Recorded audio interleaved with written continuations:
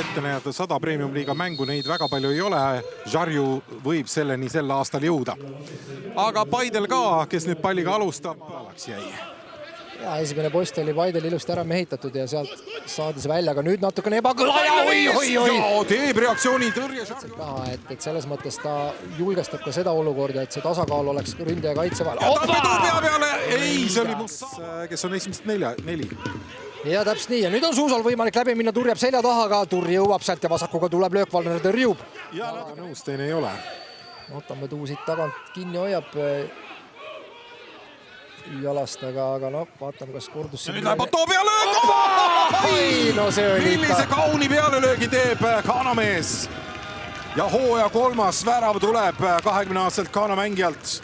Pool tundi mängitud, natukene peale ja Žarju oli tulnud ette posti ja mõõdetud löök tegelikult taha sinna küljevõrku. No ütleme, et sealt Otto ikkagi nagu kogu aeg hoidis seda Paide kaitseliini. Paigas natukene parem võib-olla kontroll palli üle ja mängusündmuste üle. Otto pall jälle mõõdetud ja ei saa. Siin Joao Pedro löögile läks peaga. Suusa toob siis Paide nüüd rünnakule. Miller jõutakse sinna 16 peale. Saarmaa! Sai vist Valner ka näha. Valner jäi ulatab ja rusikatega sekkuma ja nüüd on pall ees ja peaga Lepistu jääb ette. Nüüd on võimalik kontrasse Levadial minna kiirelt. Ja saab siit tulema Ritši Musaba. Ja on võimalik Šašu vastu ka minna. Ja läks otsima üles ristnurka. Aga nüüd seis sunnib, et juba välja astuda varem. Otto uuesti. Paneb ühe veel vähe. Oi, saa väga. Seekord Šašu oli valmis.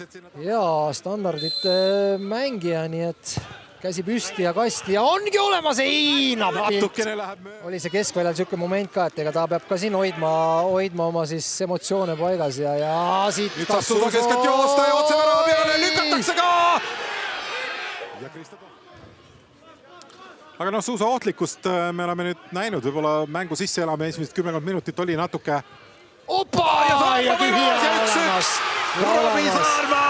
Ja nii vaba oli seal tagapostis, et uskumatu, et siit juba ennem kui Saarma palli veel polnud saanudki, et oli näha, et täitsa vaba ja on võimalik siia taha nurka ära lüüa.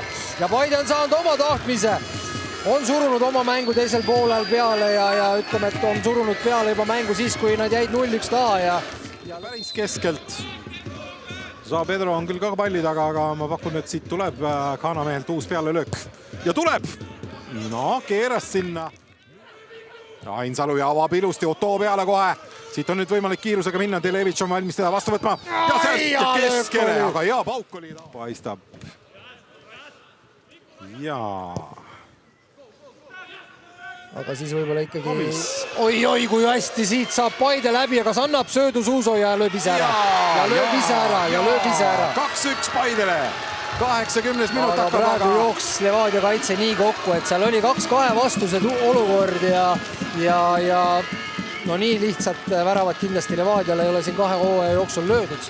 Aga see tegelikult näitab seda sama, mida ütleb Rasmus Peetson on öeldud. Me laseme endale natukene palju lüüa. Noh, number on küll liiga mõistes, ei ole ju kõrge, aga Mohamed Suusa minu meelest täna mängu üks parimaid vaieldamatult ka olnud. Pika palli Levadia meestest ka sinna pallini. Ja lõpuvile on kõlanud ja Paide linnameeskond alistab teist kohtumist järjest. Tallinna FC Levadia valitsev meister on sel hooajal esimest korda üle mängitud.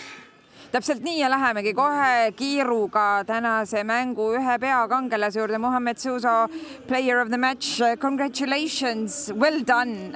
How do you feel after this victory? Very well deserved victory. First of all, thank you. Please speak a little bit. First of all, thank you. I'm going to say Alhamdulillah. Praise goes to Allah. It's a very good victory for us because we're going to secure us from the table. So we're going to fight till the end. So we are ready since day one. So this is all we need to win our games so that we can be top and fight for the league. Now there is only 2 points between 3 first teams and Paide is in the second place. How does that feel in terms of the whole season? It will help us a lot to fight for the league and we will focus our next opponent coming on Saturday to improve a lot so that we can win and be top of the table. Thank you very much, Mohamed. Thank you very much. Ja nüüd niikaua, kuni Curro Torres tuleb ja võtab siin istet, tõlgime siis ära, mida Mohamed Sousa ütles. Väga pika jutuga mees ta ei ole, aga see-eest mängumees ütles, et meie jaoks ikkagi väga hea võit. Tuli mängida see mäng lõpuni, seda ka suudeti teha. Neid 3 punkti oli täna hädasti vaja ja jaksati lõpuni vedada. Nüüd on esikolmik 2 punkti sees. Ta ütles, et see aitab neid väga ja juba järgmises mängus minnakse jälle siis pühapäeval võitlema. Aga nüüd minuga siin FC Levadia peatreener Curro Torres. No, Curro, today Paide was a very tough nut to crack. And first loss for you. Why did this happen? What is the main reason? Nothing. Lose 3 points. This is continue. After three days, we have the other game against Tameca, but today don't possible win. I think in 90 minutes possible win, but when you give some presence, it's difficult possible win. I think in the first half, 2, 3, 4 chances very clear for second goal, but when you don't get this, it's good opportunity for them. But I am very happy with my team today. Play good. I think it's with personality, good intensity. These 2 goals we will see after for possible improvement in training. Thank you very much, Curro. Ja teeme siis ka tõlke Curro Torres öeldust. Ütles, et ega siin ühtegi sellist väga konkreetset ja ühest põhjust ei olegi, et miks täna kaotati, nii lihtsalt läks, kaotati 3 punkti ja näitabki, et need jalgpallipäevad ei ole ka vennad, et 3 päeva tagasi suur võit, täna siis esimene kaotus sellel hooajal. Ütles, et ei olnud võimalik täna seda võitu võtta, oli raske mäng esimesel poolajal, oli häid võimalusi lüüa veel ka teist väravat, aga ta on meeskonnaga sellegi poolest väga rahul ja mängiti hästi, hea intensiivsusega. Ja nüüd jõuame väga kiirelt võtta veel siia ka Paide peatreeneri Ivan Stojkovic. Ivan, congratulations. A great game from you today, especially after what happened last week against Flora. You must be happy. Yeah, I'm happy because I think tactically we played almost perfect game. We prepared very well and the players executed everything that we asked from them. Defensively we were very stable except the goal situation that we need to understand that when you play against the champions you need to be focused 90 minutes. After that everything went on our way because we did the right things. We closed their middle progression which they like to use a lot through their number 10s. We closed down Otto a little bit better. And offensively, I think we exploited the right spaces, what we practiced, and this little bit unusual offensive structure that we had, I think it worked very well. We were very direct. We went behind them, which they don't like because they like to defend only forward.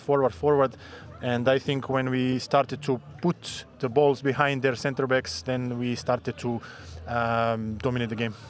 Thank you very much, Ivan. That's all we have time for today. Väga kiirelt ütlen, et oli muidugi väga rahul oma meeskonnaga. Ütles, et taktikaliselt väga põnev mäng. Oli neil ka hea ettevalmistus selleks kohtumiseks. Olid kaitsestabiilsed, pidasid vastu ainult 1 apsakas ja see oli see, millest ka värav tuli. Tahavad selle olukorra kindlasti üle vaadata, aga ründes mängisid võib-olla veidi teistmoodi, üritasid rohkem mängida siis Levadia kaitseliini selja taha ja see tõi neile ka edu.